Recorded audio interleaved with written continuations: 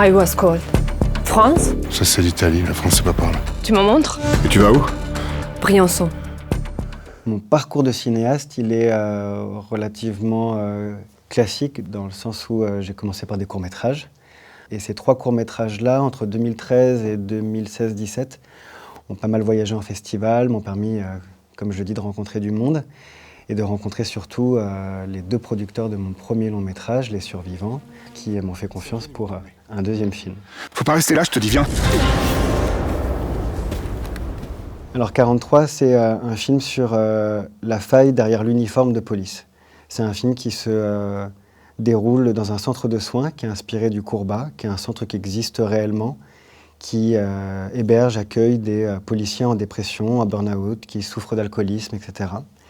Et donc le film suit une flic qui arrive dans ce genre de centre, qui s'appelle Axel, qui a 36 ans, qui est major à la police secours, qui a un passé trouble, on ne sait rien d'elle.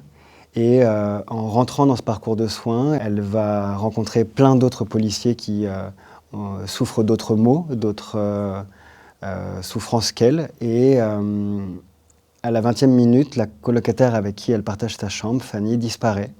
Un suicide.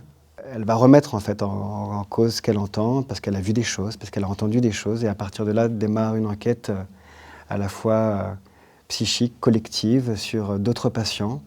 Et c'est toute la dimension thriller psychologique du film qu'on a essayé de mettre en œuvre avec mon co-scénariste Clément Penny. Le film est vraiment à la lisière d'une forme de réalisme un peu rugueux et d'un certain naturalisme aussi. Ce côté très concret, j'ai vraiment envie d'aller le chercher, voilà, de l'effleurer et même de le toucher pour qu'on soit dans une forme de vérité comme ça, tout le temps.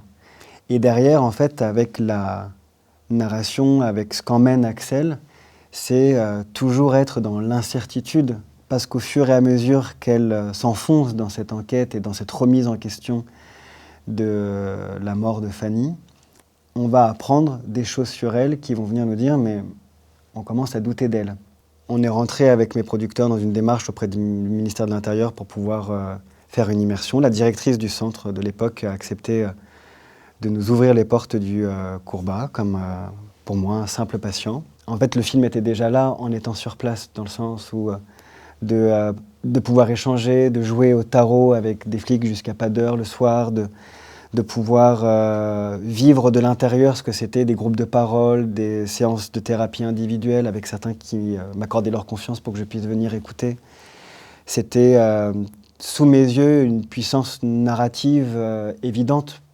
Moi, j'ai eu un vrai ressenti presque physique sur place et mental aussi d'ailleurs, parce que c'est des longs couloirs, c'est un lieu qui est au milieu de nulle part, isolé dans une forêt où ça capte mal, ou parfois parce que ça capte mal, parce que les couloirs sont interminables, et une sorte de réalité comme ça qui se dérobe. Bon, pour un thriller psychologique, c'est passionnant à aller chercher. Et c'est un lieu où forcément le décor fait partie du scénario. C'est un personnage, c'est toute l'organicité d'un tel scénario, de le penser en huis clos, dans le fait que on rentre et on ne va pas en ressortir.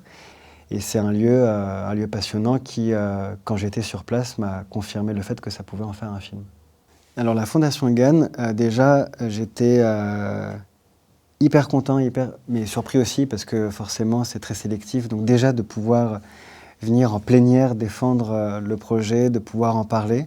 Parce que moi, en plus, ces dernières années, j'ai vu des films de la Fondation Gann qui m'ont énormément plu, rencontré des réalisateurs qui ont eu la chance de pouvoir faire partie de la grande famille des lauréats de la Fondation Gann.